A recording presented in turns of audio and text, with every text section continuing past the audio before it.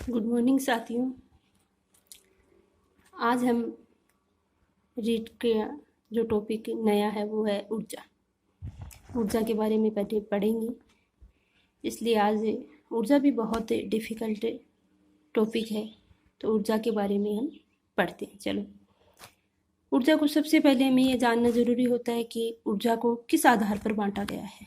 तो ऊर्जा को दो आधारों के पर बांटा गया है। एक तो नवीनीकरण के आधार पर, एक है परंपरागत के आधार पर। नवीनीकरण है उसको दो भागों में डिवाइड किया गया है, नवीकरणीय और अनवीकरणीय। तो नवीकरणीय किसे कहते हैं, सबसे पहले यह जानना आवश्यक है हमारे लिए कि नवीकरणीय किसे कहते हैं। ऐसे ऊर्जा संसाधन जिन्हें मानव प्रकृति में उपलब्ध चीजों द्वारा अपने प्रयासों से बार बार बना, यानी हम बना सकते हैं, मानव बना सकता है, उसे क्या कहते हैं, नवीकरणीय। जैसे जल विद्युत है, सौर ऊर्जा है, पवन ऊर्जा है, बायोगैस है, बायोमास है, ज्वारीय आदि। अब है अनवीकरणीय, ऐसे ऊर्जा संसाधन जिन्हें मानव अपने जीवन में कभी भी पुनः नहीं बना सकता, यानी दोबारा उसको रिवाइज नहीं कर सकता, दोबारा नहीं बना सकता, उसे क्या कहते हैं, अनवीकरणीय। इसमें सम्मिलित किया गया है खनिज तेल, कोयला, प्राकृतिक गैस, यूरेनियम और थोरियम आदि। अब आता है परंपरागत आधार पर कितने भागों में डिवाइड किया गया है। तो परंपरागत आधार में दो भागों में डिवाइड किया गया। एक तो परंपरागत हो गया और दूसरा हो गया गैर परंपरागत। ऐसी ऊर्जा संसाधन जिनका प्रयोग हम प्राचीन समय से, बहुत पहले समय से करते आ रहे हैं, उन्हें क्या कहते हैं, परंपरागत। कोयला है, खनिज तेल है, प्राकृतिक गैस है, जल विद्युत है। गैर परंपरागत ऐसा है जो दशकों से ही, यानी अब भी हम वर्तमान में भी इसका उपयोग यूज ले रहे हैं, वर्तमान में भी इनका उपयोग हम कर रहे हैं।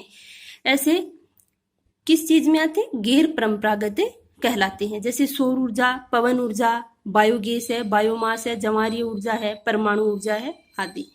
तो इनको दो भागों में डिवाइड किया गया, वैसे नवीनीकरण के आधार पर और परंपरागत आधार पर। और नवीनीकरण को पुनः दो भागों में और परंपरागत को पुनः दो भागों में डिवाइड किया गया। ऐसे क्वेश्चन बन जाता है रीट में कि नवीकरण ये कौन कौन से, नवीकरण के कौन कौन से उदाहरण और अनवीकरण के कौन कौन से उदाहरण है। इसमें ऐसे पूछे परंपरागत स्रोत कौन कौन से और गैर परंपरागत स्रोत कौन कौन से, ऑप्शन देकर इनमें से बहुत सारे क्वेश्चन बनते हैं। जैसे 3 दे दिए, एक अनवीकरण का दे दिया, 3 ऐसे दे दिए गैर परंपरागत के, ऐसे ऐसे है वो ऑप्शन वाले क्वेश्चन बहुत ज्यादा बनते हैं और रीट में अधिकांश यही क्वेश्चन आते हैं। आगे चलते हैं, पेट्रोलियम या खनिज तेल। भारत में खनिज तेल सर्वप्रथम असम में खोला गया था, यानी भारत में सर्वप्रथम खनिज तेल कहाँ पर खोजा गया था, असम में खोजा गया था। वर्तमान में भारत का प्रमुख तेल उत्पादक क्षेत्र है वो कौन सा है, बॉम्बे हाईवे, जो अरब सागर में स्थित है। उसके बाद है राजस्थान में खनिज तेल तथा पेट्रोलियम पश्चिम भाग के बाड़मेर में मंगला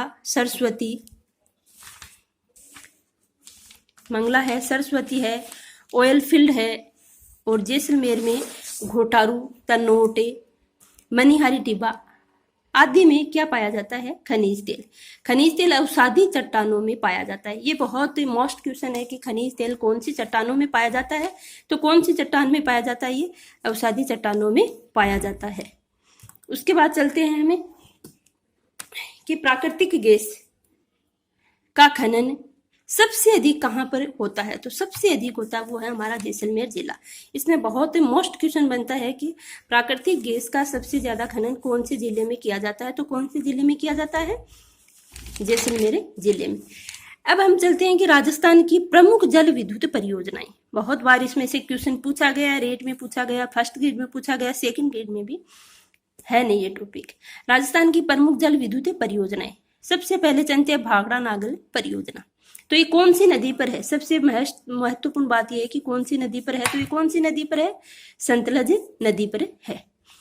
कौन सी नदी पर है, सतलज नदी पर। राजस्थान कौन कौन सी राज्यों का हिस्सा है, तो राजस्थान है, पंजाब है, हरियाणा है, 3 राज्यों का हिस्सा इसमें है। राजस्थान का कितना हिस्सा है, तो 15.22% राजस्थान का हिस्सा है। ये बहुत मोस्ट क्वेश्चन है कि राजस्थान का कितना प्रतिशत हिस्सा है, तो कितना प्रतिशत हिस्सा है, 15.22% है। भाखड़ा वो कहाँ पर है, हिमाचल में। नागल है वो पंजाब में। बांध पर 2 विद्युत ग्रह बनाए गए हैं। दूसरी है व्यास परियोजना। देखो एक ट्रिक से बता सकती हूँ कि आपको ये तीनों किस तीन नाम से बना है, जैसे भांकड़ा है, इसमें भी 3 प्रदेशों का हिस्सा है। व्यास है, इसमें भी 3 प्रदेशों का है, वही हिस्से राजस्थान, पंजाब और हरियाणा। इसमें कितनी ऊर्जा मेगावाट है? 422.64 है। और कौन कौन से राज्यों का हिस्सा है इसमें? राजस्थान, पंजाब और हरियाणा का। कितने विद्युत ग्रह बने हुए हैं? किसमें? व्यास परियोजना में। तो 2 विद्युत ग्रह हैं, एक है देह और एक है पोंग। तीसरी है माही परियोजना, जो बांसवाड़ा में माही नदी पर है, राजस्थान में। इसमें गुजरात और राजस्थान का दोनों प्रदेशों का हिस्सा है, तो बराबर के हिस्सेदार हैं इसमें, यानी 100% हिस्सा वो किसका है? राजस्थान का। और विद्युत इकाइयां कितनी बनी हुई है? इसमें 4 विद्युत इकाइयां बनी हुई है। माई बजाज सागर बांध पर 4 विद्युत इकाइयां बनी हुई है। प्रथम चरण में है वो 25-25 मेगावाट की 2 है, और द्वितीय चरण में 45-45 मेगावाट की 2 है। अब है चंबल परियोजना, ये मध्य प्रदेश और राजस्थान की संयुक्त परियोजना है। इसमें 50% हिस्सा वो किसका? हमारे राजस्थान को। 43 मेगावाट ऊर्जा प्राप्त होती है इसमें। इसी में किसमें? चंबल परियोजना में 3 विद्युत ग्रह है। क्या है? 3 विद्युत ग्रह हैं। कहाँ कहाँ पर बनेंगे? ये बहुत मोस्ट है, इनमें से अधिकतर पूछा जाता है कि राणा प्रताप सागर बांध है वो कौन से राज्य में है? तो वो है मध्य प्रदेश में। किस राज्य में है? मध्य प्रदेश में। उसके बाद में राणा प्रताप सागर बांध, वो है रावत साहब भाटा चित्तौड़गढ़ में। उसके बाद है जवाहर सागर बोरावास, वो है कोटा में। उसके बाद है जाखम बांध, ये केवल राजस्थान का ही है। इसी में केवल किसका हिस्सा? केवल राजस्थान आता है। 100% हिस्सा है चित्तौड़गढ़ जिले में, जाखम बांध पर ये है। जाखम बांध बना हुआ चित्तौड़गढ़ जिले में। अब है लघुपन बिजली परियोजना, जो भी राजस्थान में है। इसमें भी राजस्थान का कितना? 100% है। टिहरी जल विद्युत, ये बहुत मोस्ट क्वेश्चन है। टिहरी जल विद्युत परियोजना मोस्ट है ये, कि कौन सी नदी पर है? तो भागीरथी नदी पर है ये। इसमें कौन कौन से प्रदेशों का हिस्सा है? राजस्थान, उत्तराखंड, उत्तर प्रदेश। और किसके सहयोग से बनाई गई है? तो ये मोस्ट है। किसके सहयोग से बनाई गई है? ये रूस के तकनीकी सहयोग से निर्मित है। किसके? रूस के।